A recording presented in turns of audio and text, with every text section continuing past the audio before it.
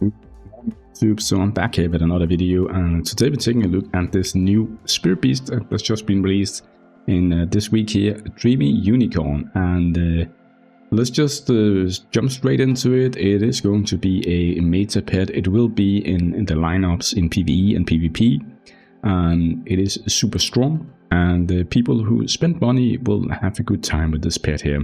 But let's just go over the kit here to see what this pet is about, or the Spirit Beast is about. If you take a look at the new Unicorn pet here at 0 stars, you'll already gain the Neon Light effect here, which reduces damage taken by 15%. This is at 0 stars, so meaning you just need one copy of the pet and you'll get a 50% damage reduction, which is very good in PvP for your 3 vs 3 or 5 vs 5 teams. And it can also help you in maybe some of your other PvE teams. Although if you have the Frost Spectre pet or you have the Deer pet, then at 0 star I still think those two are better than the Dreamy Unicorn. Now at the 1 star we are adding into it something called Splendor, which is a block that blocks debuffs. So when the ally gets the Neon Light effect, you also get a Splendor buff on you, which blocks debuffs from one turn, or one time, sorry, which is quite good. Now moving on to 2 star here, that is when the pet becomes, the Spirit Beast becomes very valuable and very nice, and that is because it has this effect here at the beginning of each wave. Now everything in this game here, either it be Spirit Beast or heroes or whatever, that has some kind of at the beginning of each wave or at the beginning of battle, those kind of effects are always more valuable than if they don't have it, because then you don't have to do anything to activate the stuff. It just happen immediately at the beginning of the battle or the wave automatically, and that is always going to be more valuable. So let's just take a look at it. So at 2 stars here, it's going to be applying the Neon Light buff effect for all allies at the beginning of a wave, each wave, which means in PvE, faction apples for example, or dungeons, you will have it on each time you're going into a new wave.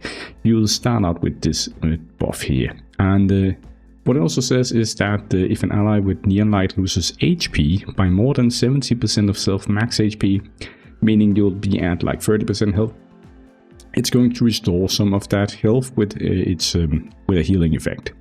So basically it working like a bit like the Murinjang Exclusive 2 ability, or his self healing ability. It's kind of like that, so it's kind of good. And then also you will have the Neon Light effect here from the beginning of the battle, and at 2 stars it's reducing the damage by 25%. So for every star here you're getting 5% more damage reduction. So at 2 stars it's 25% damage reduction from the beginning of the wave, which is very good, right?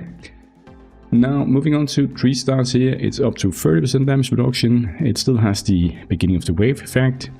Now it's still at 2 turns, and the effect is just stronger, so it heals for more, and now it's 60% instead of 70%, which means you'll be able to proc the effect taking less damage, which is good.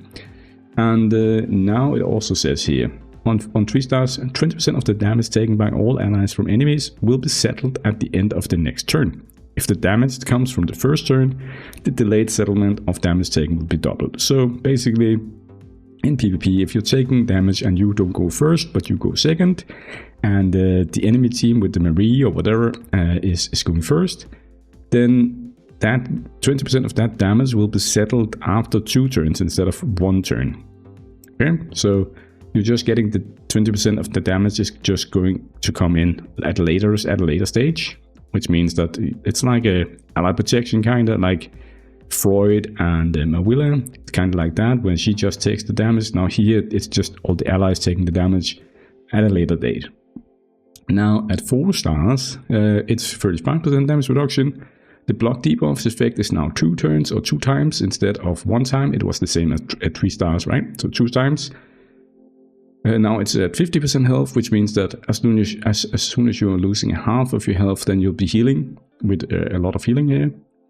And now it's 30% instead of 20% damage taken at a later stage. And now it also says that When casting skills each time, inflicts dazzling light on all enemies, increases all damage received by 2% up to 10 layers, and it can be stacked. If the target is a boss, stacks 3 layers of this effect on the target when casting skills, each of which also increases the target's direct damage received by 6%, and inflicts cold 2 on the target for 2 turns. So at 4 stars, you're starting to get a pet that can do a lot of stuff here, and it's kind of clear to see that this pet here, or Spirit Beast, is meant to be used with direct damage dealers like Marie, Jingle Bell, heroes like that, because you will be getting a lot of direct damage received on the enemy.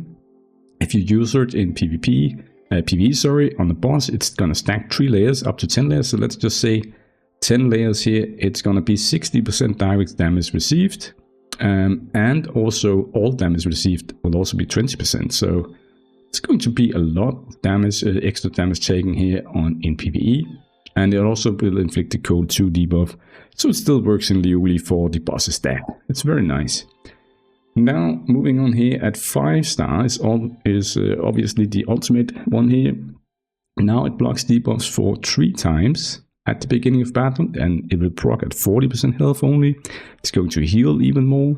You can trigger the effect 2 times, and 40% of damage taken will be settled at a later stage. Now, the dazzling light effect will increase all damage by 4% up to 10 layers, which means it goes up to 40% all damage received, including dot damage, 40%, and if the target is a boss, blah blah blah.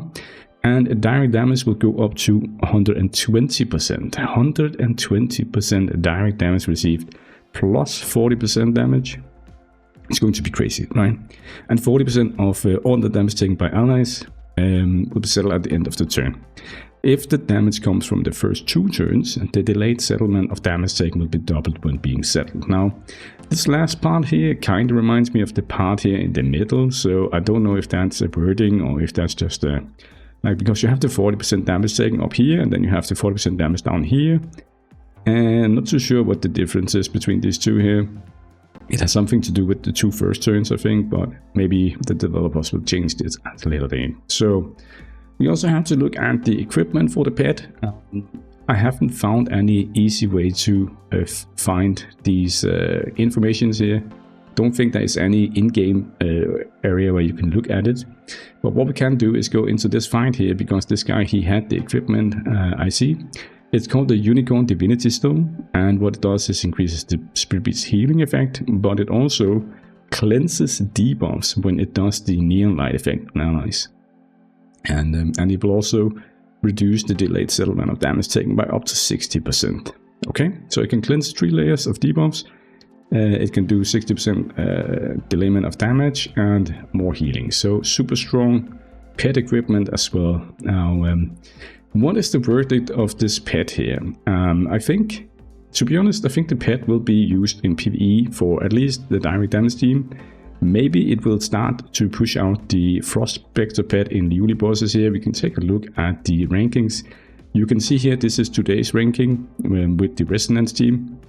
And you can see here that Dreamy Unicorn has pushed out the Frost Spectre pet from the top of the leaderboards, but Frost Spectre pet is still achieving pretty good results here. You can see it, there is some guys here that still uses this pet, and they are ranking pretty decent here in top 10. If you take a look at the bleed team here, you can see the Frost Spectre pet is still winning there, because I think the pet is just very nice together with Marie and Answer here, because they are both direct damage and Apsara. So as we were thinking about that, it kind of works best with those. And you can see here again, it's the direct damage team with the pet. And I don't think we had the pet here for these teams earlier in the week, but it will be the same results. I think for any team where you're using Marie or any direct damage team, you're going to use the Dreamy Unicorn in PvE. So I think that's nice. For PvP, I actually think the Frost pet is still going to be the best that you can use, because of the speed down debuff. It's just so valuable, and the other stuff that it brings, like a uncleansable freeze and stuff like that, it's very good.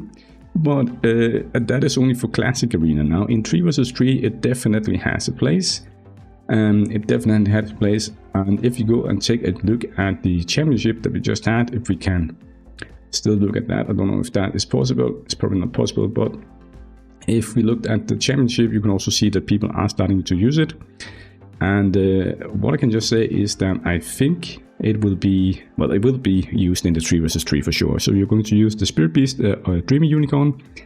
The Frost Spectre pet will be one, and then maybe Deer pet, or depending on the rest, you can use the Raven, the Wolf, or those pets there. But I think the Deer pet will still be the third pet used together with the Unicorn and the Frost Spectre for the 3 vs 3 meta teams in Guild vs Guild.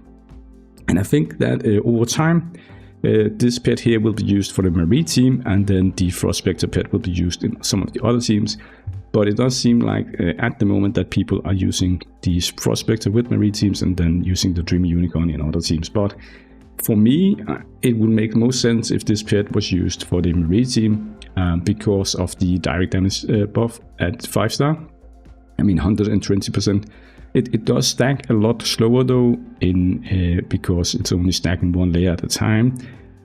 Against bosses is 3, but so maybe that is why. But I mean, the direct damage just like 2 or 3 layers is already 36% direct damage taken. So that is a lot of damage, right? So I think over time people will find out how valuable this unicorn is for the DD teams in PvP as well. Alright guys, so if you want my verdict, this pet is very nice, and you should probably get it after you finish the Frost Spectre pet, and then the Deer pet is yeah. If you're not started the Deer pet, I would finish the Frost Spectre pet first, then go for the Unicorn, and then take the Deer pet in that order if you need it for that. Or you can go with the Magicraid. That's also a very good pet for PvP if that's what you like. Okay. Anyways, guys, hope you enjoyed the video. Have a nice evening. Cheers. Bye.